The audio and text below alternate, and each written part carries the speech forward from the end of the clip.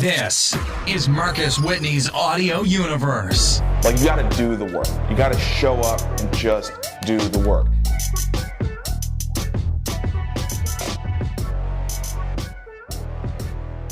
All right, we're running it back. Take two. I use this program called Wirecast, and every once in a while, like, it totally just like fails me. So, in any event, what I was saying was that I'm super excited about today's show because I talk to people all the time who they basically read stuff that I've done, and they're like, "Man, I don't know how you do that," and I'm just like, "You just do it." It's like it's in every last one of us to be able to do it. I've always sort of framed this around creative power, but there is this aspect of the way that I see myself that I don't talk a lot about because I think it gets misinterpreted. And it is sort of that I see myself as a warrior. But you won't see me talk about that. You'll see me talk about like martial arts and things like that, but you won't see me talk about the warrior. And so when Nile said, "Hey, this is what we're going to talk about," I was like, "Tell me a little bit more about that." And she said what she said. I was like, yes, this is the show because I don't have the answers on this. And I want to hear from you, like, what is it that people are missing? So without further ado, my guest for today is Nile Harris. Nile, what's good? Hey, hello. I'm so happy to be here. I'm excited to talk about the warrior spirit. So how did you come into this understanding that it was your calling to help people recognize and be able to have a better relationship with their warrior spirit? I think with most things that happens, if something happens in our life becomes disrupted and we get clarity from that. And last year, or actually end of 2018, went to the doctor for a completely mundane reason. And the nurse leaves the room, comes back with the doctor, and they're sort of staring at me blankly and asking, if I feel okay, does my head hurt? And I'm fine. I don't know why they're asking. And the doctor tells me that my blood pressure was 170 over 110. Ooh. And normal is 120 over 80. Yeah. And I was in hypertensive crisis. And so they weren't going to let me leave. So I stayed there for a little bit. And the thing was, I didn't have anything else. I exercise, eat well, do what I'm supposed to do. But I knew in the moment I was driving home, it was my job. And it had been my job, several jobs for 8 years. And I was staying stuck in a place. And it was my choice to stay stuck. No matter how often I pointed the finger, it was my choice.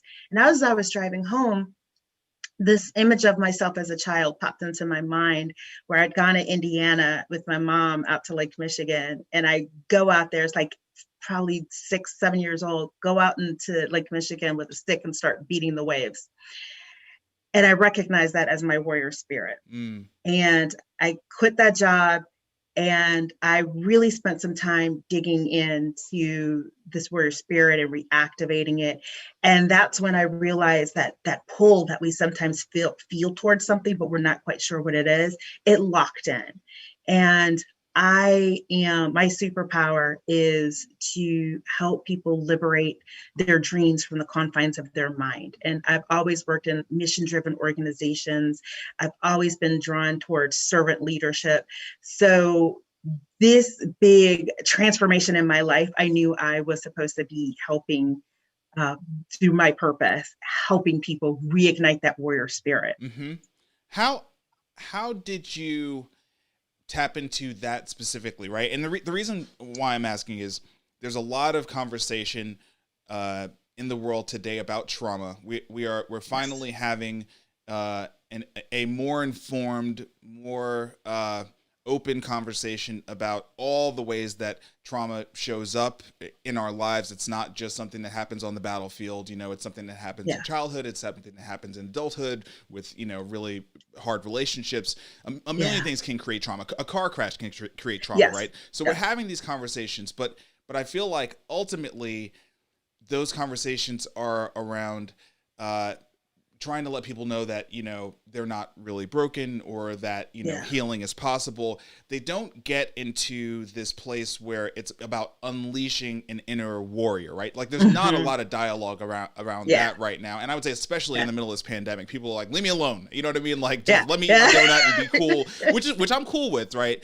But But from the perspective of actually helping people tap into their warrior, you know, like I told you before we started the show, when you said those words, I was like, okay, this you are speaking to me, because it is the difference that I feel when I'm talking to someone who doesn't fully embrace their power and is like stuck.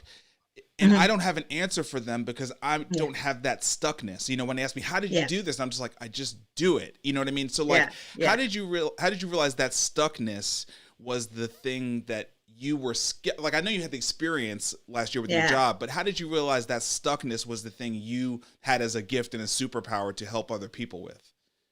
Yeah, that is a great question. And when we talk about trauma, in the first step is in realizing that there is a trauma, and we want to push it down, and we want to confine trauma to physical things, like having a car accident or falling down a set of stairs. And we don't necessarily want to recognize that what happened in our lives and in our mind and how it affected us is a trauma. So that's the first thing I had to do. And this is what I coach people to do, is the last 8 years of my career as an employee was traumatic. It was filled with bias and lots of things.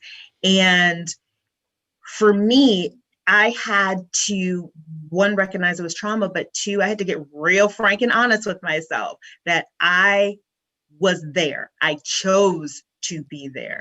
I did not choose to leave. I said, well, I'm stuck. And I acted as if somebody was holding me in place. Stuck implies somebody is holding you in place. Choosing is your own mentality of being in this place. And that's an uncomfortable internal conversation I had to have. And because I was able to have it, I can coach other people through it, because I know all the terms that you're going to throw at me when you say, well, I can't. Why can't you? Yeah. You know, tell me, why can't you? And then the third thing is sitting in that discomfort. When people want to cry, what I tell people, the worst thing you can do when somebody is crying is tell them it's okay, don't cry, don't worry about it. Let them get that out, because that's that warrior coming forward, right? The warrior has to like shift and move. And I think what people need to understand is the warrior spirit never goes away. It gets quieted because we haven't called on it often. And when you call on it, it will begin to come forward. And ways that you can call on it are to, like I said, first acknowledge that something has happened, then meditation or mindfulness practices in any form. You know, you don't have to sit and meditate for 10, 15, 20 minutes a day. Right. But then you have to move physically. Your mind and your body are very connected. Move, learn new things. And it might not seem at the time that the things that you're learning is getting into that warrior spirit, but you're going to come across something that sort of sparks joy, and then you're going to follow that strength. And then one of my favorite all-time warrior igniting activities is to get a theme song. And I promise you, having a theme song is going to, and you got to dance to it daily, multiple times a day. So I've had different theme songs throughout my life, depending on what I was doing. And right now, my theme song is Legends Are Made by Sam Tennant. I can't say his last name correctly, but it's Legends Are Made. It's a rock song. And I bump it up. And anytime where I'm feeling like I need to get a little extra push. And then once you begin to call your warrior spirit, other people will see it, and other people will recognize that in you. What is the purpose of the warrior spirit? So the way I look at it is, we all come into this world with a purpose. And that is that thing that we were put on this earth to accomplish. Our passion is what fuels us toward that purpose. And our superpower is how we will do it. The warrior spirit is the guardian of the purpose. It is the thing that, as children, it leads us through curiosity, through learning. And then as we become an adult and we get more into our own agency, we begin to lead the warrior spirit. It is the seat of our ethos. It is the servant of the soul. It is, it's the thread through your purpose and your superpower and your passion. And it will, when you fall down, it is that thing that calls you to get up. It is the keeper of the flame. And when we really use it, it can be a catalyst. And it takes us, it's our protector on our quest to fulfill our purpose. You know, how do people respond when you use the word warrior, right? I mean, because I feel like we're just in this time where so many words trigger. Yes. Right. You know, so many words trigger. And it's honestly the reason why I don't use the word warrior personally that often, just because I don't want people to sort of misunderstand what I mean. I love that you used that word because it is the word, right? Mm-hmm. But just say something around the encounters you have with people using the word warrior and some of the triggers and some of the weight that's been laid on that term. Yeah. So, I use the word warrior because that's the word the universe told me to use. And the reaction that I get depends on where that person is in their journey.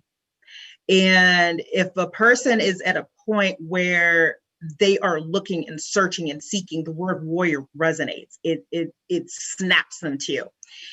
Then folks who don't realize that they even are in this place of stuck will react to warrior as something as a fight, probably because they're in a fight mindset. Mm-hmm. And I'll remind them, like, being a warrior isn't about starting conflict. It is the warrior's quest. They don't want to go out to, destroy lands and pick fights with people. That's not what being a warrior is. They're defenders of a code, of a value, of a set of ethos. And they are, when you look at warriors from depicted in ancient times and ancient literature, these are, most of them are magnanimous, sort of defenders of the realm type archetypes. And so I generally try to, when people sort of push back against it, I try to meet them where they are and find out what is that really about. But yeah, there can be negative connotations, but I take that as an invitation to a conversation. Right. What, in my experience with martial arts, one of the most important principles that I learned, and it was never like explicitly said to me this way, but it was something I realized as I was progressing, was, in order to achieve any belt, you have to spend a lot of time in the dojo, on the mat, wherever the dojang. You have to spend a lot of time there. And when you spend a lot of time there, what you're spending a lot of time doing is fighting. Okay. You're spending a lot of time sparring. You're spending a lot of time practicing punches, practicing kicks, practicing holds, or whatever. And what ends up happening is not just that you get proficient at doing those things, but you also kind of get very, very comfortable with what it is like to be in a fight. And the thing about it is that, like, it's never that comfortable. So it's like you're prepared for it because you're practiced in it, but it's not like you run around wanting to get into fights, Exactly. Because the further you get, the more you realize, oh, I can still get really, really hurt. You know what I mean? At any point. It's not like because I know this punch or this kick or this hold, something really bad can't happen to me, right? Yes. So, I think that it is in my experience, for a lot of people, it's been the fear of that which they haven't experienced or they haven't sort of actually gone through, which is why I think it's so interesting that you fought your way out of that conversation with yourself. And that's what gave you the ability to help others, to coach other people through that. And it feels like when people haven't actually gone through that fight themselves, it's like when they say they're afraid of war, it's really like they're afraid of conflict, even like inner conflict. Does that make sense? Yeah. They're mostly afraid of conflict. Yeah. And you find out where they are in their journey by having the conversation with them. And I love that you compare it to martial arts. I studied martial arts long ago as well. And I like the way that you put that. And it was when I first started doing martial arts, I thought, I couldn't do it. Sure. I felt like, I'm seeing, I grew up Saturday mornings in Chicago watching, Saturday morning Bruce Lee. And I'm like, no, I couldn't, like that's real martial arts. Right. And I was already far ahead of myself. Like I'm just learning simple punches. Yes. But people, that's what people do. They get far ahead of themselves. You're at step one. You acknowledge what's happening for you and with you. And for me, I was more afraid of staying in the situation than I was on leaving it. I entered what I call the jump zone. And the jump zone is when you're no longer able to be comfortable. Your comfort zone is now just an uncomfortable, unpleasant comfort zone. And you're being called or pulled to something. And you've reached a point of high awareness of your discomfort and you can't take it anymore. Mm-hmm. You are now in the jump zone. And when you jump, the universe has no choice but to rise up to meet you. And people that you didn't even know were on your team were standing in the gap for you. And then here's my warning though of being a warrior is as you level up, you're gonna lose some folks. Yeah, sure. Because stuck like stuck. And they're going to try to pull you back down. And that's another thing I talk about is, as you level up, people are going to want to maybe potentially pull you back down. And that's when you will see more people who are coming into gap for you. And the more that you call your warrior spirit forward, it will allow other people to call theirs forward because they're going to see you and want to do what you're doing. And those people that want to stay stuck, I have to coach people, let them fall away. It doesn't have to be dramatic. Just let them fall away. What are the explicit practices that you coach your clients to engage in their warrior spirit? Like, again, I don't even know what these things are because I feel like me and that dude are like this. You know what I mean? Like we are so tight. I don't even know what I'm doing to like engage my warrior spirit. It's just like we're just one. So like tell me like what do you tell people that are trying to figure out how to actually, come in contact with, get comfortable with, exercise their warrior spirit? What are some of the things they need to do? Yeah, so I have a jump framework. Okay. And so we basically everything starts with mindset. And so I will have people write down and everything needs to be written down because we need to make that mind body connection. Okay. I'll have them write down what are some of their self-limiting beliefs, and then we're going to talk about where they come from. Did you hear it? Did you experience it? Were you told it? Then we go into what I like to call unicornness. And that is just I have people tell me, what is their superpower? And I have them do this formula called solving for X, where they will figure out, what their skills are, what their gifts are, look at all the things that they've accomplished, and then figure out how they get there. And so then they do that. Then we talk about ways that they conform. Okay. And so conformity is about, I have no choice. You do have a choice. Right. Let's talk about some new choices that you're going to make. Then we start reframing things from, how you'll ask somebody, well, what do you want for dinner? Well, I don't want Chinese. I don't want Mexican. No.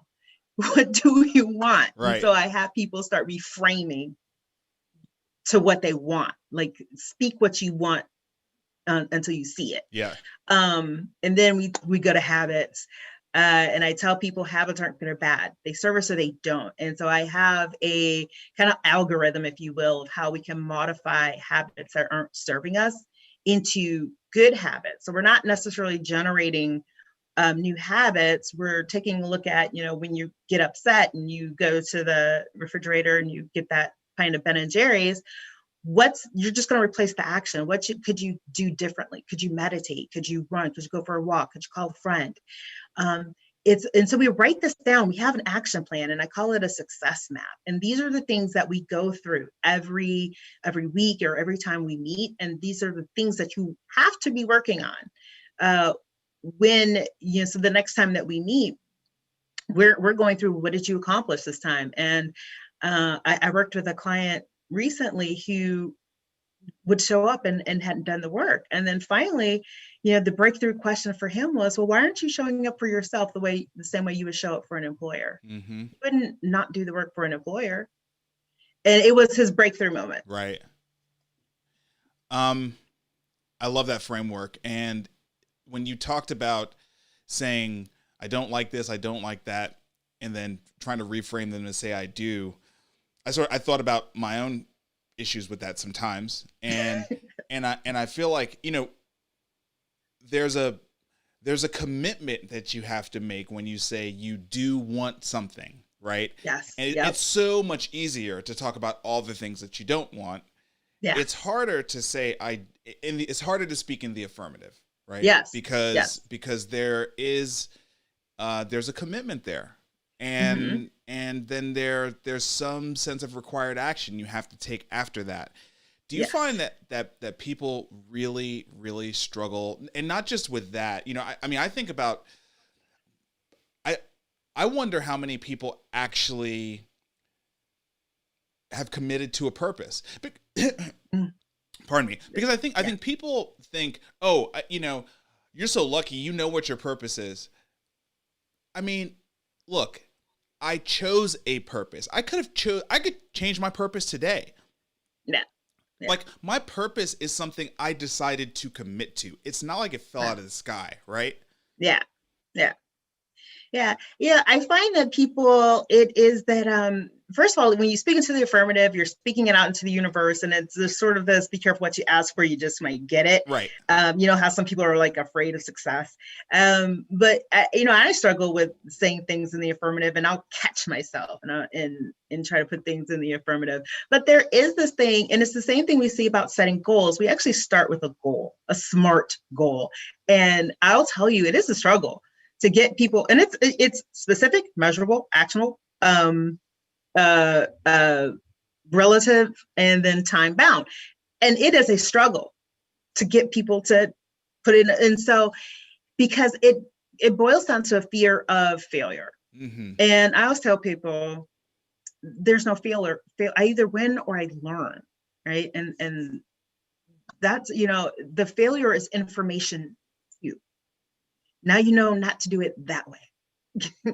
And we can't be so afraid of failure, because we're not, the world's not going to blow up. You know, we might not be able to take the vacation or get the certain thing that we want, but you know, when there's beauty in the failure, because goodness knows, I've tried some things. I'm like, well, that didn't work out. Won't do that again. Can someone, so many of the things that you're saying, I mean, I think about, you know, there is no failure, you know, you either win or you learn. That's true. One of the best things that ever happened for me was being forced to be successful and at the same time being a college dropout. Because I had to rewire my understanding of success and my path to success. I had to sort of accept, okay, I'm not going to have the credentials. I'm not going to be able to do this thing that has been charted out by so many other people. So I'm going to have to like completely do my own thing. And I had to do that 20 plus years ago. And thank goodness I had to do that, because it has given me the ability to detach myself from all of the lessons that I learned on that path, right? It's like in school, it's not okay to fail. Like, failing has real consequences, right? Mm-hmm. So I'm just wondering, you know, as you're working with people, do you find that there is a certain amount of deprogramming, unlearning of things that basically all of us have been indoctrinated with, that you have to get through in order for them to be able to start to embrace some of this philosophy? Yes, we tackle that first in the self-limiting beliefs, because I'm like you. I had to unlearn certain things. So I have 4 degrees, and I thought that meant I was going to be CEO of a company someday, because I did what I was supposed to do. I checked my boxes. Yeah. And one of the things I had to get to was maybe that corporate career was not my door, and I had attached my worth to a title. Right. Like, if I'm not, a VP or this or that. I got that message from school. Yeah. And when I'm having a lot of these conversations, when we drill down to what it is, like what is it really? It's messages that we received in formal education, whether it was K through 12 or whether it was college. You are supposed to do this, you go to school, graduate, get a good job, work that job, retire, die. And we are not one thing. And I struggle because I have multiple passions. There are multiple things that excite me. And even when we go to work in corporate America, they're like, if you're going to be in marketing, you be in marketing and you that's what you do. And so that are probably the two biggest sources of just deprogramming, if you will, just pulling back the layers of like, who told me I had to be a CEO? Right. Nobody but my school. My parents didn't. Right. My friends didn't. Right. My school told me. Yeah. And now I love my schools, don't get me wrong. Totally. But those experiences cloud a lot of people in sort of this matrix, if you will. And I tell people, look, we're not any one thing. We weren't born to be any one thing. Formal education came about because they needed people to go work in industrialized companies. And they needed people who could read and follow instructions. And that's how we end up with the modern day, at least K through 12 education system. And self-education is that thing that propels us forward. And so that's that other part where when I talk about learning new things, reading new things, other philosophies, talk to new people, that's when we start to deprogram and then reprogram. Really dope. See, I told you it's gonna be a great show because like this is like the topic for me. And what's so sad for me is that I'm so bad at talking to other people about it. Like I don't know, if you read my book, there's not a lot in my book about this, you know, because it's just not something I relate to very much. Meaning like the struggle of being in tune with your warrior spirit. And so I'm glad that you've landed on this path. I'm glad that you're out helping people. And you know, I feel like we need an army of people like you out there helping people right now with this, because so many people need to tap into that. It is such the X factor. You know, it is not like this. They're not missing this credential, or they're not missing this little piece of knowledge. Like they're missing this inner knowledge and this inner awareness and this connectivity to this force that will that if they trust it would propel them through walls. You know what I mean? Yes, absolutely. Yes. That's it. Yes. And I did the 4-day hike to Machu Picchu. Nice. And it is the physical embodiment of being a warrior. And two, the only way out something is through it. It is the physical embodiment of that. And that's, you know, it's not the easiest journeys. It's not for the faint of heart. The journey to becoming a warrior or reigniting your warrior spirit is a warrior's journey.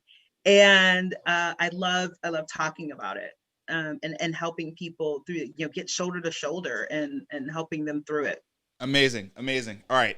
Everybody out there, y'all got to follow Nile. She's early in this journey of helping people, but I think you can see by this show is going to be very, very impactful. So it's one of the things I love about this show is getting people, you know, early on, so later on when they blow up and they're like, you know, world changers, everyone can be like, I remember her from your show. Exactly. So so you can follow her at I am Nile Harris. That's on Instagram, Twitter, Facebook. IamNileHarris.com is the website. So go there, sign up. She's got all sorts of great stuff. She's blogging and yeah, just go follow her for sure. It's I know a lot of y'all know y'all need this, man. Y'all know y'all need this. Create and Orchestrate, my book is in stores now. If you haven't picked it up, go do it. The podcast, Marcus Whitney's Audio Universe, everywhere that you subscribe to and listen to podcasts. And you can follow me online at Marcus Whitney. That's it. I will be back here on Thursday with the next episode of Marcus Whitney Live. Until then, build a new normal, y'all. Peace. Thank you for tuning in to Marcus Whitney's Audio Universe.